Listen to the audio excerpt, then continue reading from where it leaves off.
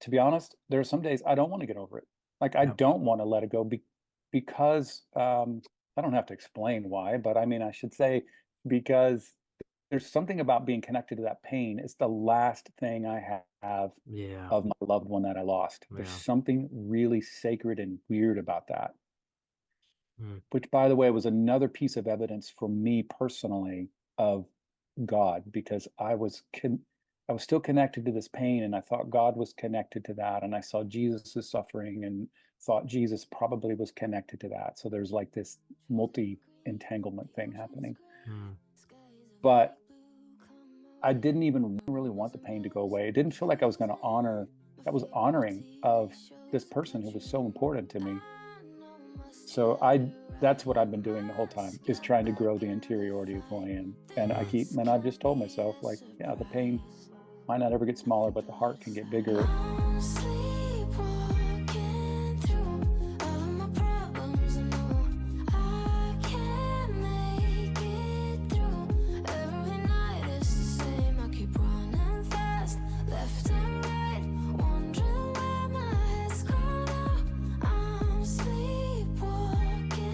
Hey everybody, welcome back to the podcast. Today we are joined by a repeat guest, my friend and yours, Jonathan Foster. He's written a beautiful book called Indigo, The Color of Grief, that we're going to dive into today and see, as we said before, where the good spirit leads us. So Jonathan, welcome back to the podcast and thanks for making time for us.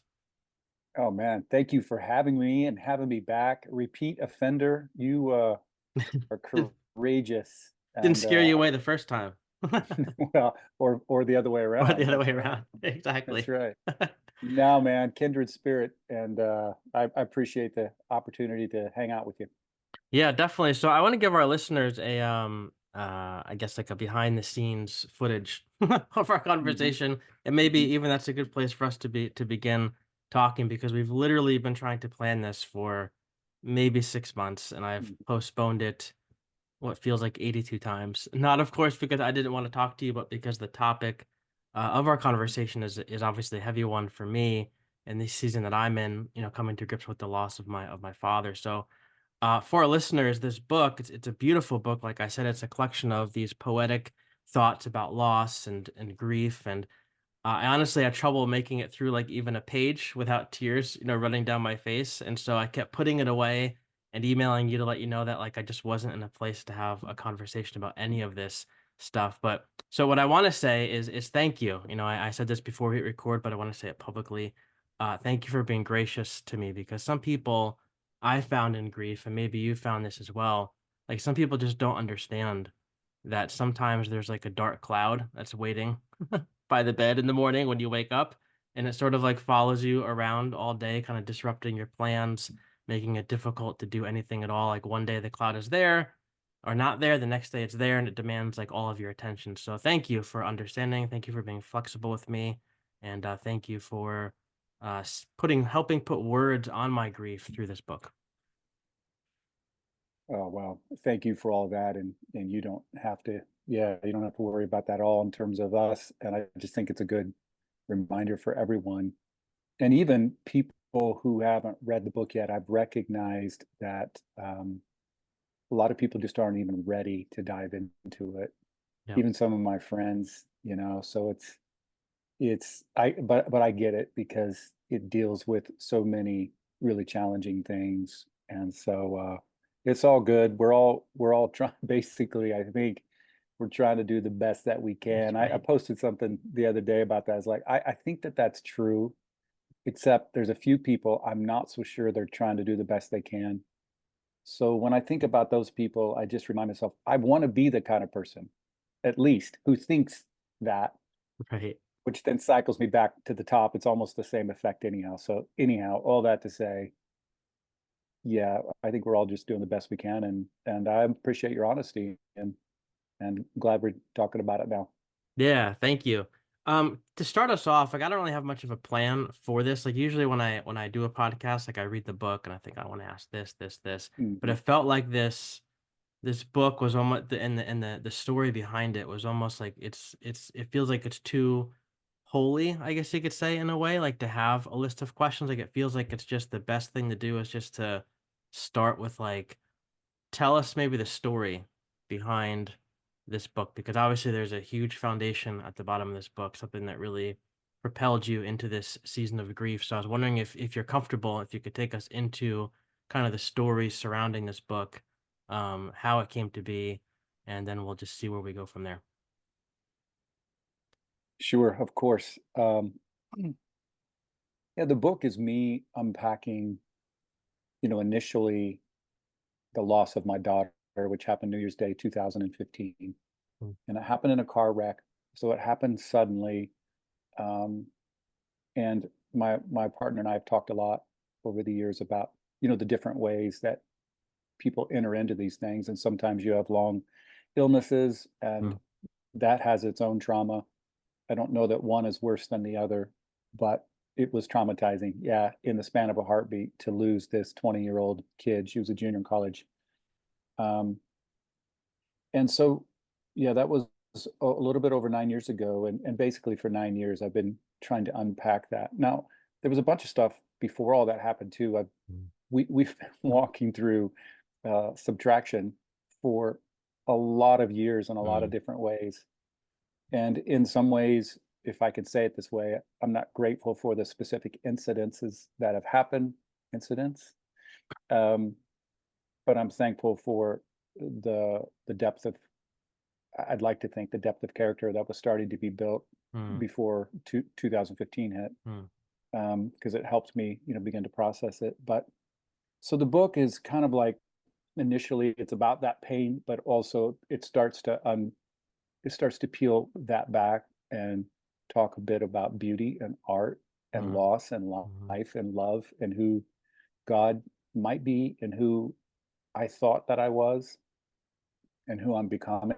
So mm, it's an identity thing, which is a big part of grief, as you probably have wrestled with as well. I don't know if you've thought of that word specifically, but like, who am I now that this kid is gone? I loved being a dad so much, and I still am. I got two boys, so I'm thankful for that. But I loved being her dad so much. So it's also at deeper levels, like an identity piece. Um, and yeah, it's just trying to enter into the grief in a honest mm, way without offering up solutions. Um, I started to say too quickly, but maybe without offering any solutions at all, except for mm. love.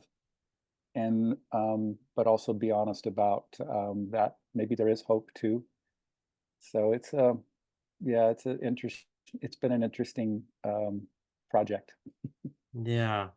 Yeah, I love what you said about, like you walked through a season of subtraction before this huge subtraction happened in your life. And I feel like in a much smaller way, like I'm looking at my daughter, she's 6. And when my father passed away in March, that was her grandfather, obviously. And, Mhm, that was her first real significant loss. But before that, like literally 2 months before our dog passed away, mhm. which was also a significant loss for her. And that just like wrecked her completely. Yeah. And when she was younger, like, she doesn't really remember as much, but we had 2 cats and they passed away, but the dog was big because that was literally just a couple months before my dad, and what I found was really interesting with her is that we tried our best to help her process the loss of this dog, because she went to school, the dog was very sick, and while she was there, we had to put the dog to sleep, and she came home, the dog wasn't there, and so we had just a lot of conversations about, like, where is her name was Snuffy, so where is Snuffy now? Is Snuffy in Mhm, heaven? Like, where is heaven? Well, Snuffy's I'm never gonna see Snuffy again, so we just had all these conversations about, like, like I was telling her about like the Gospel of Thomas and how Jesus said the kingdom of heaven is all around us and within us. And I said mhm, maybe that means that Snuffy lives inside of us in our memories. Maybe Snuffy's all around us. And no, so we had like these conversations about like where do you think Snuffy is? What do you think is going on? What I found interesting is that when my father passed away, I thought we were gonna go right back there and her be completely wrecked again. But what was interesting is she was using a lot of the same language that we gave her for Snuffy when it came to my dad. And I could almost see her processing this huge subtraction in her life regarding my dad, using a lot of that language and terminology we gave her for the dog. And then she was using that to encourage me because I was the one who was obviously wrecked.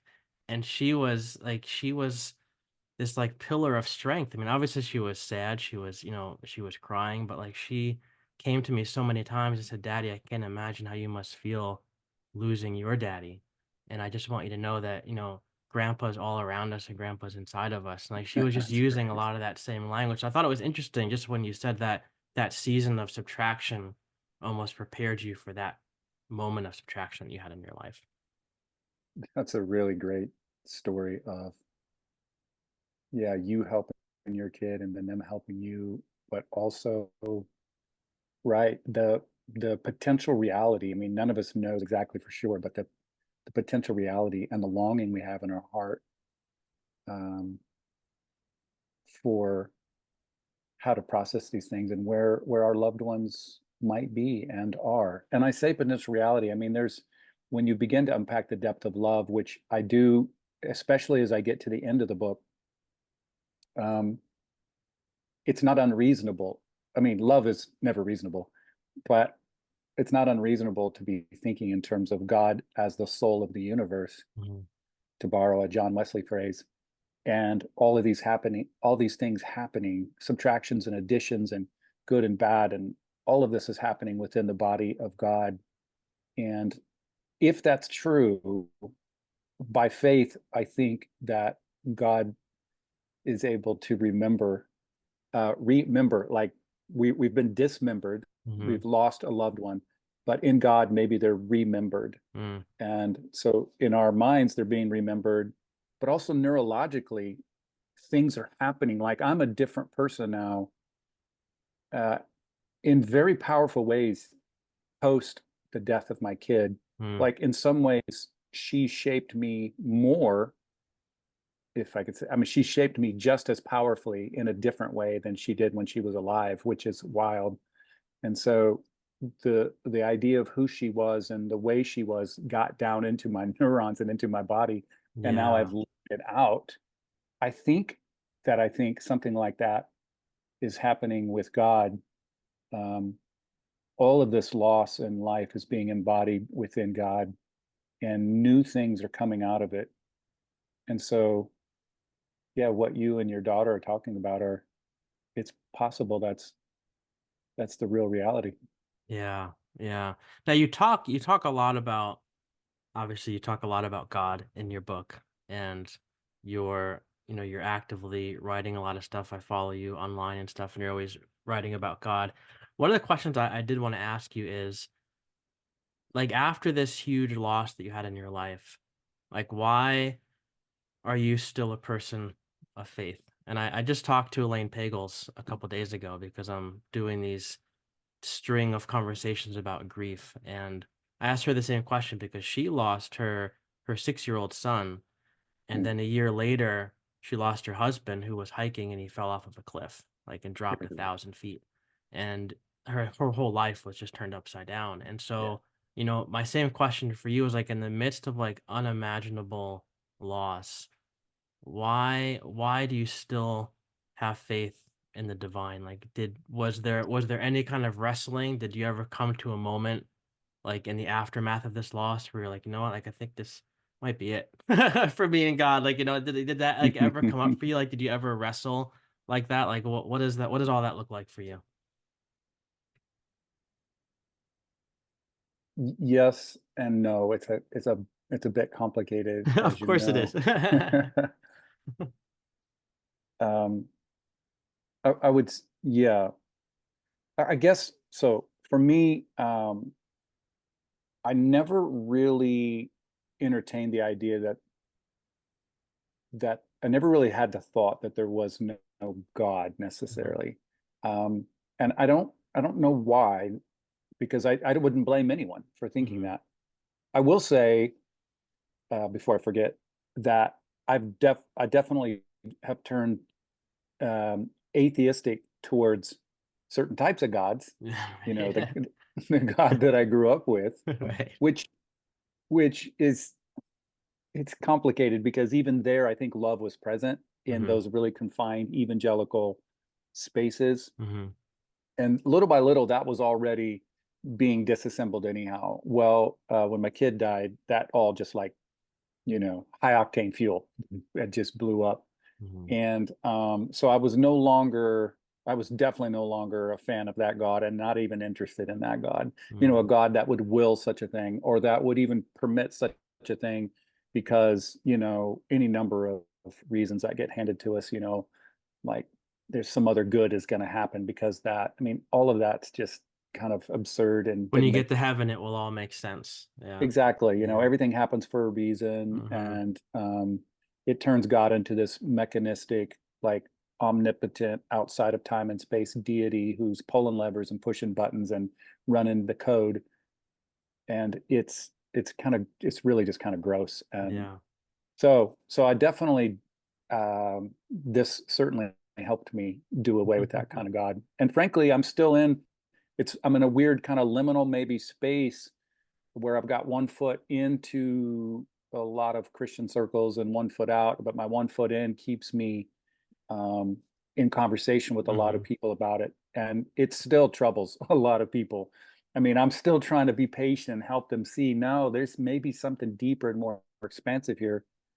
So, so I will say, that has happened, but also for me, a very key element of the story on New Year's Day 2015 was all wrapped up in some kind of like mystical, weird, odd experience that I had. Like that morning, I was reading Elie Wiesel's book called Night, Mhm. and maybe listeners know about Elie Wiesel, but he was a Holocaust survivor and wrote a series of books, but his most well-known book is called Night.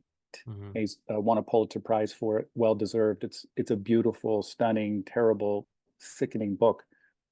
And so I was reading that morning about this would be the morning of the day that she died, about a story that takes place, and I relay some of that in Indigo, but where he and other prisoners were forced to walk underneath three boys that were being hung by the Mhm. Nazis. Like it's just this absurd, ridiculous thing that they were forced to do. And as he's walking underneath, he hears a voice saying, "Where is God?" And then the response is, "Where is God? He's hanging on the gallows with those Mhm. boys." Mhm. And when I read that New Year's Day morning, um, I was up early reading and meditating. Everyone else was asleep. And I remember closing the book thinking, this is absurd. I mean, this is just what in the hell is this? Mhm. And that thought kind of stuck with me all day. That call and response, where's God? He's hanging there on the gallows. Mhm. And yeah, so later that night, fast forwarding, after we had heard the news about our daughter, and then I was packing the car up because we were at my mother-in-law's home, and so we were going to head back up to Kansas City where we live. And I heard that same call and response, "Where is God?" But this time I heard, "Where was God? He was in the car dying with Quincy," Mhm. which is my daughter's name. Mhm. Um, so from the very first moments, the the idea of God being wrapped up and interconnected and entangled with all of this was very, very much a part of my personal experience. I say in the book, and I think it's the honest thing to say. Did I have that call and response happen because Elie Wiesel's book prompted me, Mhm. to do it, and so my brain was still thinking about it? I mean, it's possible. Yeah. Like, did that get planted in my head and then just get triggered, or even more, did I think something about God because my entire life has been involved with God? Yeah, it's really possible. Um, and it's also possible that it was an expression of love at some really deep level. Mhm. And so God as love has been the thing that I've been interested in. I've, yeah, I'm happy to give up all the other things about God that I was taught, by the way, by well-intentioned people for the Mhm. most part. Mhm. And so I've spent a lot of my work over the last 9 years has been redefining what love is. So now when I think of love, I think of not, I mean, I don't think of these things. I've programmed basically my brain to go non-binary, non-violent, Sure. non-scapegoating energy in relationship with everything. Well, 10 years ago, 15 years ago, when I talked about God as love, that's not where my brain went. I mean, it went through some weird labyrinth of like wrath, fiery scapegoating hell kind of thing. Yeah. Now I've thank God, thank love, I've worked through all that. And so to your question, did I ever think about, yeah, I've given up notions of God, but I keep falling inward. I feel like this fractal kaleidoscopic falling inward into Mhm. love. And if God is love, I'm cool with that piece of it. Yeah. Yeah. Yeah. I was thinking while you're talking about, that I think it's important for people to realize that there's a difference between giving up on God and giving up on what you might have been taught about God that no longer fits in the context of your experience, right? Because like for me, in seminary, you learn systematic theology, you learn about the omnipotence of God, the omnipresence of God, all these different characteristics of God, and you rattle them off and you have a slew of verses that backs them up. And then, you write the paper or you take the exam and you get the A and B or whatever it is, and you move on, I got a but C then or a D probably. yeah, exactly. Whatever it is. And then, but then you get out into these experiences and you're like, wait a minute, like this doesn't makes sense. And for me, like the biggest moment for that was back when my wife and we had a miscarriage. And I've talked about Mm, this on the podcast before, but I was in that headspace of God is all powerful, so God is in complete control. And I remember like when I went out to get the car to pull it around to pick up my wife, I was literally screaming at this mm, God, and saying, "How dare you do this? Like, how could you do this? We've been looking forward to this. This is our baby, and you know, we, I've done everything for you. Like, what else do you want me to do with my life? Like, I've gone to Bible college, I've gone to seminary, I've dedicated my right, whole life to doing all the things. I've checked all the marks, and like, this right. is what you do, and this is what you plan, and this is what you let happen." I was like so angry, and then I realized like, I held on to that for a while, and I had a lot of people say, "Well, you just gotta have faith," like we said before, "and one day you get to heaven, and it all makes sense, and, God need another angel in heaven." I heard those kinda things from people. And so I tried to just hold on for a while to my faith, like, I just white knuckle it, like it's, this is the way it is, and that it just is what it is, but I got to the point where that didn't make any sense anymore. Then I came across, Thomas Ord, and I came across you, and I came across a lot of people in that open and relational theology kind of world. And I started to realize that, oh, like I can let go of that God, but not let go of God. And Yeah, when my father passed away, had he passed away way back then, I think it would have just blown everything up because I don't think I would have been I don't know how I would have come to grips right.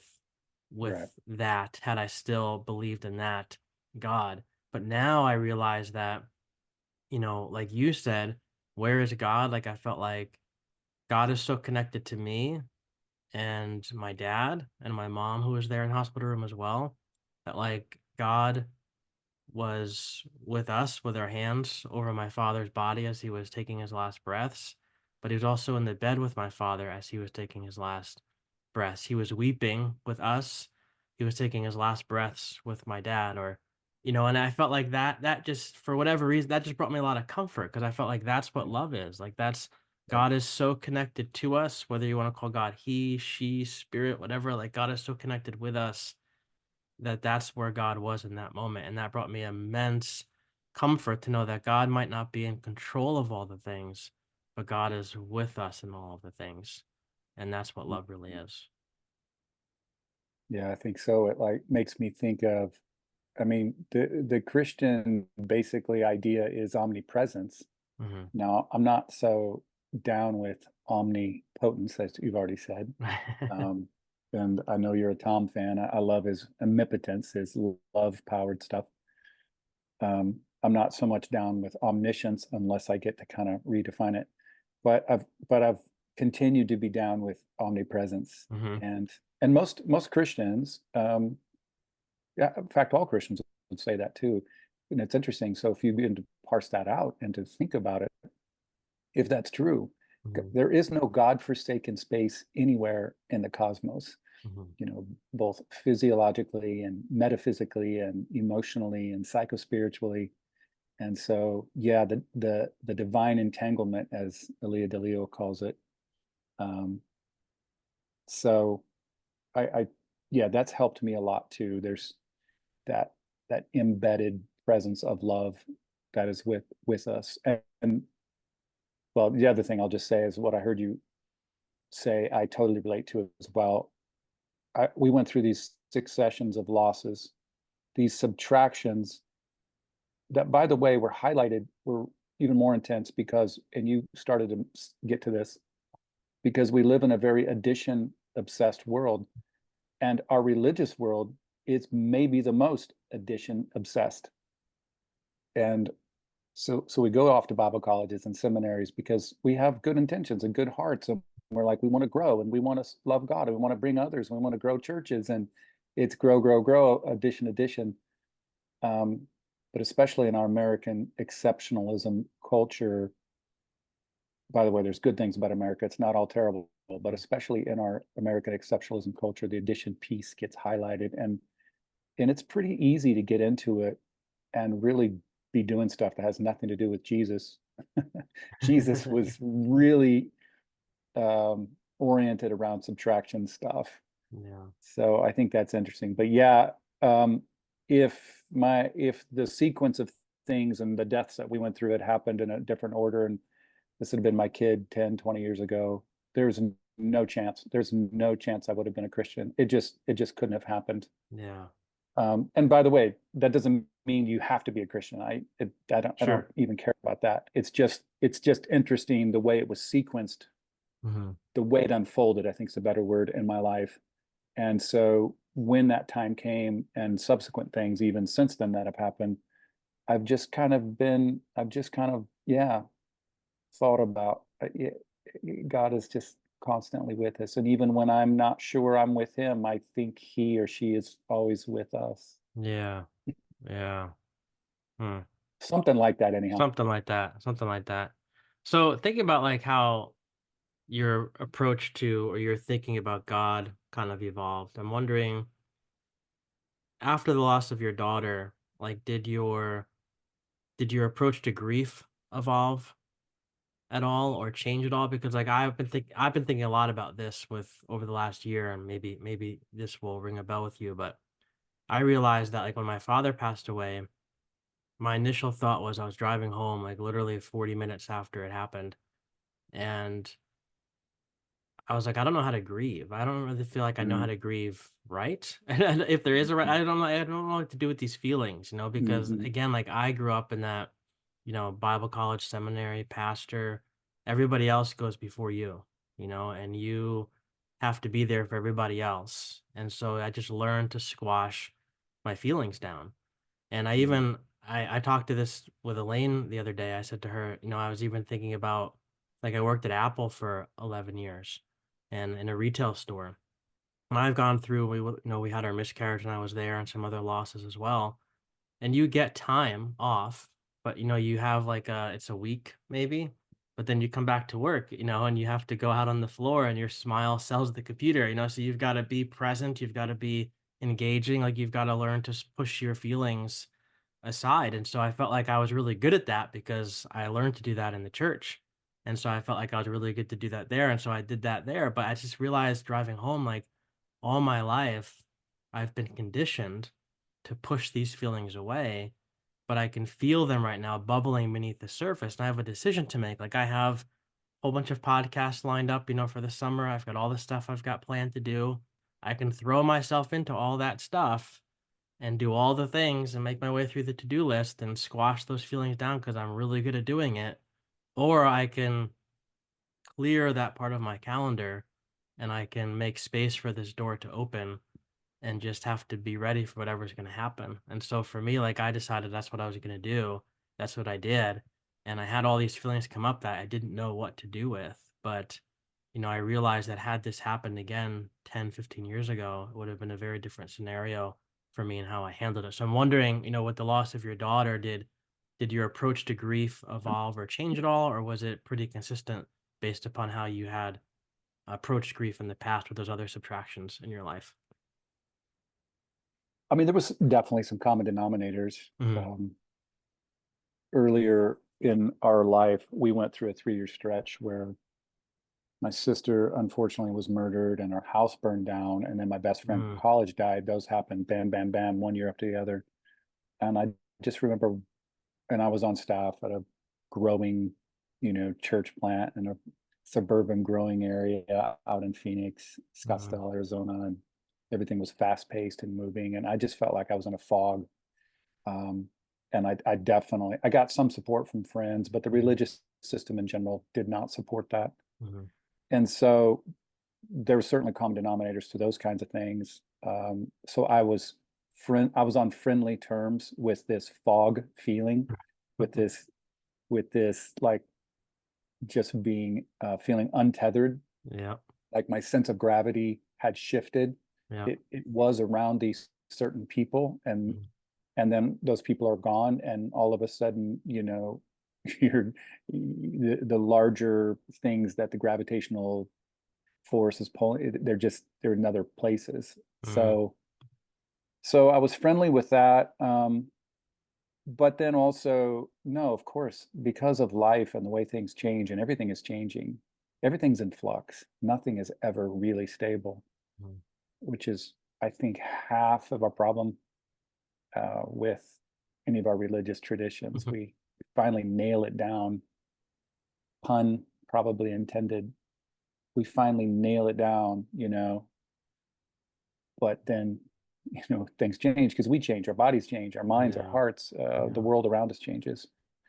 So it is interesting, isn't it? It's like being in this constant field, magnetic field, where you're trying to figure out where gravity goes. Like love feels like a gravitational field, and when the other person's not there, the ache, the love has nowhere to go necessarily. It mhm, just it just goes out everywhere. That's like the reverse, whatever's happening with magnets and reverse polarity, there's nothing being reversed, it's not being returned. And mhm, it's a it's a it's a haunting, really weird existential feeling mhm, that's constantly changing and feeling different. And you go through ups and downs, you go through good things in life, and it's really true. Like there are some really beautiful things, but also the presence of all this subtraction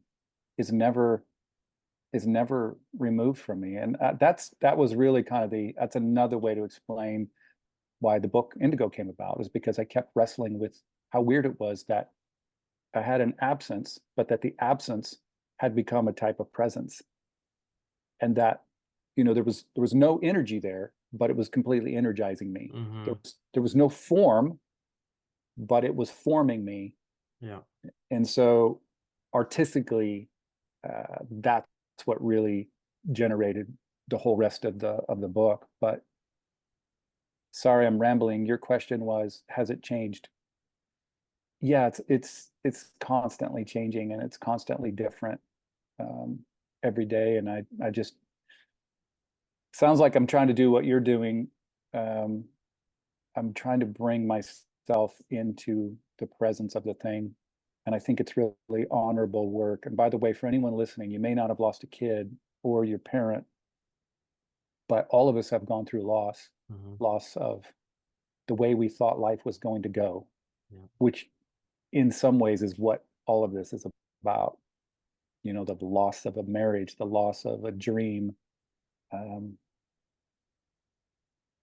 and I think it's really honorable work to bring yourself to be present to all of it. I do recognize, I'll just say this one last thing mhm, before we go on to whatever else we want to talk about. I do recognize that it's really scary for some folks. And I think maybe more for some of us who are more masculine than the feminine parts of us, because we've been conditioned to not want to identify with the subtraction. Again, it's an addition obsessed society. yeah. And I can't blame it all on my society. I like addition. I would have loved for life to have gone But it's really scary, and that's why, you know, people who are present to their loss are some of the most courageous people that we have in the world. And it's all upside down because it's not what's esteemed in the world. It's not what's esteemed in the church world, really, Yeah. in many cases, not all cases, but in many. But I think you're doing really honorable work to try to stay present to it. Mm, yeah. Love what you said about, forget exactly how you worded it, but the gist of the idea was that, this grief, this thing called grief kind of moves along with us. Like it's not like we leave it happen back there and then we move on. Now we're adding more things to our life, but that grief comes with us. And we were talking about Rob Bell before, but there's a line in his new book, and I forget, I think it's one of the characters, Heen, and he says something along the lines of like this ache of grief has always been with me kind of thing. And what I thought what that made me think of, what you just made me think of, is that I've had so many people say like, again, trying to be helpful, there's gonna come a time where you're gonna kind of get over it kind of thing, and like you're gonna move on, and you're gonna move on from this time, and you're gonna, go on and do other things, and this too shall pass, I've heard people say and things like that. But now I'm in this question, I'm like, no, like I just don't feel like this is something that's gonna get left behind in 2023 as I move on with my life. Like I feel like I'm not going to move on from my grief, but I'm going to move on with my grief. And Right. somehow the place inside of me that houses grief, whatever that is evolving and enlarging.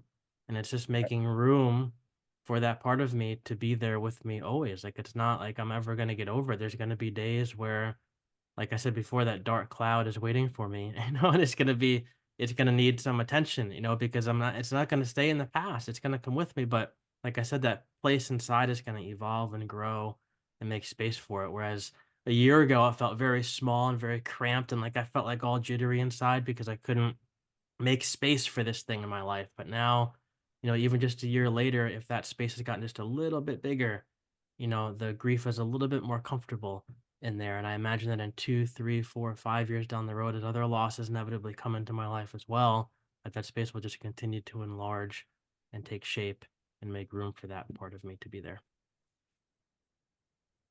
Yes. Yeah. Uh, what you just said was very profound. I'll say it this way: your pain might not get smaller, but your heart can get bigger. That's it. That's it. And one of the things that helps me with, in addition to everything you just said, Hmm. is I've I felt that way too. Not only, I don't know if I'm ever going to get over this, to be honest with you, and it's possible some listeners may not, but well, whatever. I'll just say it. To be honest, there are some days I don't want to get over it.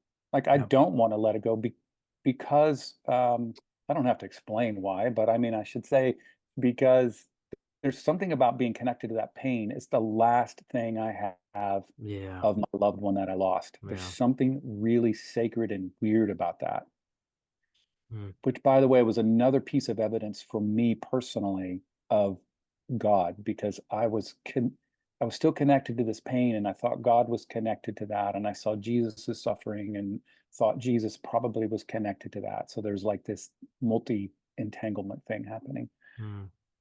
But before I get off in the weeds, yeah, I didn't even want the I don't even really want the pain to go away. It didn't feel like I was going to honor that was honoring of this person who was so important to me.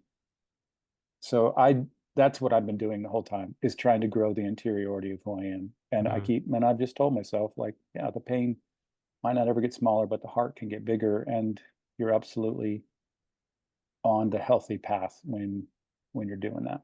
Yeah. Yeah. So what practices have you found To make my helpful? heart bigger.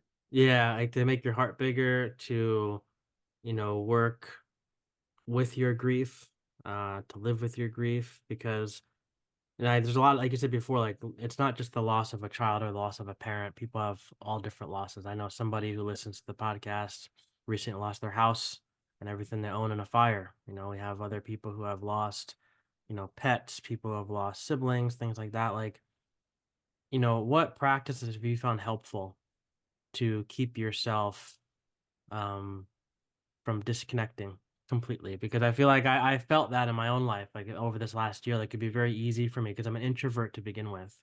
And so I like to be alone. Yeah. And it can get really lonely if you go deep inside with your grief Yeah. and things get Yeah. really dark in there. And Yeah. so I'm wondering like what practices have worked for you to kind of keep yourself engaged with your grief and engaged with your life as you've made your way from that moment? Yeah. I don't know if anything too novel, but some really important things for me. First of all, is to be thinking about the physicality of it, and so sleep and rest. It's funny when I was younger, and people would come to see me in my office. First of all, I had an office back then. That was a good time.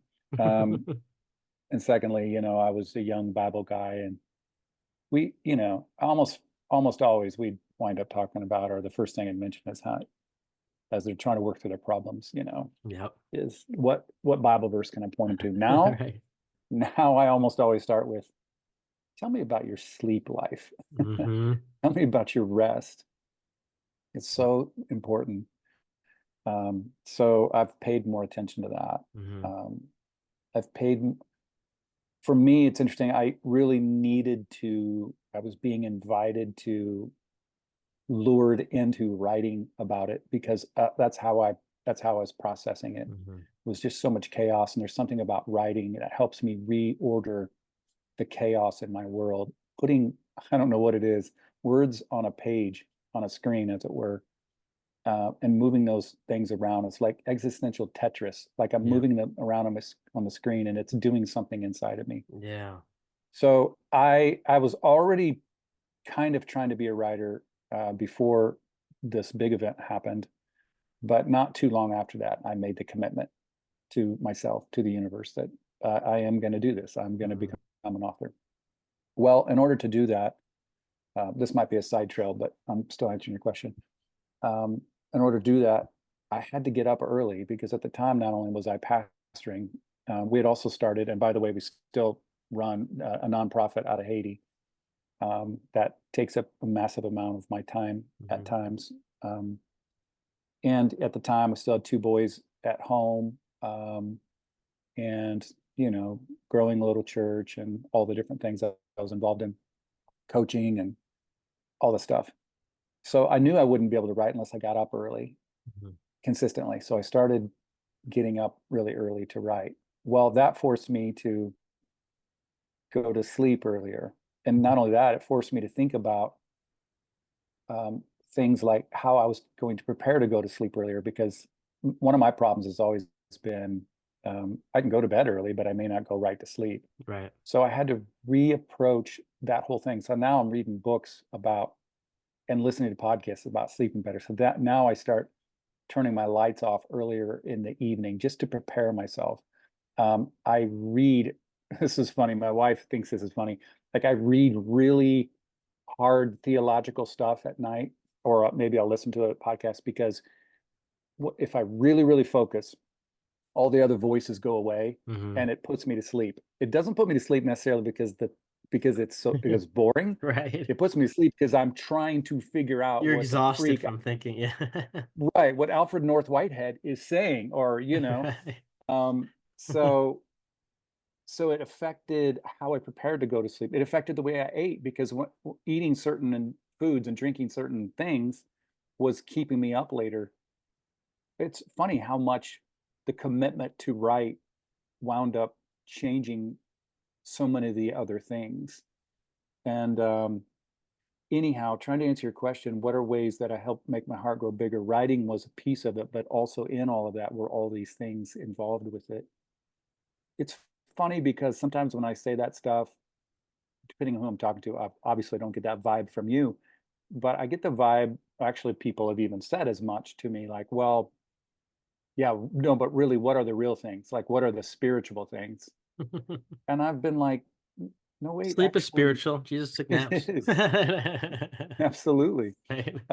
And if there is such a thing as the divine entanglement, you Mhm. know, love is infused within the physicality of who we are. And we already know this is true. I mean, neurologically and emotionally, everything is constantly and going back and forth between us and other people and us and Yeah. love and the world. So it's all interconnected. So actually, it has been a very spiritual practice for me. Mm, Taking hikes, like I probably, again, I don't think I would be a Christian, and I'm not even sure I'd be alive if I hadn't had just allowed myself to drive out to the mountains and to get away into the wilderness for a couple of days. yeah. I don't know what it is about that, but Mm, that's helped me tremendously. Um, yeah, I've gone through intense seasons over the last 9 years of being very disciplined about my prayer life, mhm, but I've also been honest about that, and like it really was super helpful. Brian Zahn's prayer school thing I did a long time ago, and I've adapted and adopted that, and I still come back to that every once in a while. But after I did that daily for about 3 years, and it was really helpful. mm, But after about 3 years, it just seemed like the I was changing. It was different. sure. So maybe that's helpful. I mean, there's just been a series of things, just trying to give myself space and grace Mhm. to be present to the whole thing. Um, yeah. Yeah, I think space and grace to be present's been a big one for me because I've talked about this with my wife the other day. I said I really feel like this season has taught me the importance of the word no. Because I've always been, more prone to yes. If someone asks me to do something, yes. Somebody Yeah. wants me to do something, yes. Want my help, yes. So I always try to say yes because again, it comes from that mindset I felt like I had in the church. You always have to be present for everybody else. So I was always the person taking on more and more and more things. Everybody's always amazed, because of how much you can do. And, that feeds that ego as well. And so you feel like, good because you can do all these different things. And so, I've always had this struggle with saying yes to too many things. And I've really had that a lot in this season of my life because I've had a lot of people approach me, what they want me to come on their podcasts. I've had invites to be part of like a virtual conference. I've had invites to actually go to different places and do different things. And they're all things that would be great for the career, or great for the goals that you Hmm. might have or whatever. And it might look great on a resume, whatever it is. But like I said to my wife, I'm like, it might look great in those things, but I feel like it's gonna take up a lot of the space that I'm trying to create in my life to give myself grace and to let myself feel what I feel and do what I gotta do. And so I'm really becoming comfortable with just saying no. Like, I really appreciate the offer. I'm really honored, to be thought of to be part of this thing that you're doing. Like, thank you, and I wish you all the best. But in this season of my life, it's just something I can't take on my plate. Like that's all like new language for me, because I never would have thought of that like 2 years ago. I would have jumped on any opportunity that came my way. But I feel like this last year has really taught me the importance of creating space, which allows me to be present in the moments, because I'm realizing too, like how quickly in the blink of an eye everything can change. Like all the moments that you have, like I'm sure you feel that with your daughter, like it could all be different in a day. And so like if you take on too many things and you miss the moments that you're in, you might not have those moments tomorrow. And so like that's always on Yep. my mind as well. Is like, am I allowing myself the space to be present in the moments that I'm in? So creating Makes me, space, saying no has been a yeah, ritual. Has become a ritual for me. I think it's great. It makes me think of, the what if project. Like, what if it puts a new spin on that? Yeah. You're saying, well, what if I don't respond with a yes to all these things Yep. and I make space? All of a sudden, like it seems like it's in alignment with your who you are. You're not trying to force it to become one particular thing. What if it becomes something else? Love is still there, and you'll just evolve and be something else. It'll be interesting. Yeah, and it's funny, like I even feel like I don't know, like I've been feeling this the last couple of weeks that like I almost like that feeling of not being Mm, so mhm, overwhelmed with things to do. Like mhm. my daughter's been sick this past week And I've always been somebody in the past that used to draw a lot and like paint and stuff like that. And like we got some paints and we got some sketch stuff. And like I've been doing a lot of drawing and a lot of art that had I loaded up my plate with all these things, I wouldn't have time to do that. But I feel like Yeah. that art is opening up a whole nother realm inside of me that's doing a whole lot of other things. And I feel like I like this feeling of freeing up my time Right. a little bit more, you know? And so I feel like, you know, when I look back over this last year, as tragic as it was, that's a really good thing that's come into my life that might not have been there had my father not passed away. So I feel like Mm, my father on the other side of the veil, I feel like this is a lesson from him. I feel like he's teaching me even now. I mhm, feel like we have this bond that we're mhm. communicating, and I feel like you know, he's still teaching me from the other side, whatever that might be, whatever that might look like. But I feel like that's one of Yeah. the good things that's kind of come out of the ashes, so to speak, that's Yeah. grown over this last year. That's cool. That's Yeah. very cool. Well, Jonathan, we're just about out of time, but thank you for taking time for me. Thank you for this book. Thank you for your work. Thank you for your grace. I appreciate you. Thank you, man. It's really fun to reconnect and to talk about the book and hopefully to help people. And let's stay in touch. Absolutely. And real quick, where can people go to find you? Anything you want to point people to, invite people to be Sure. part of? Yeah.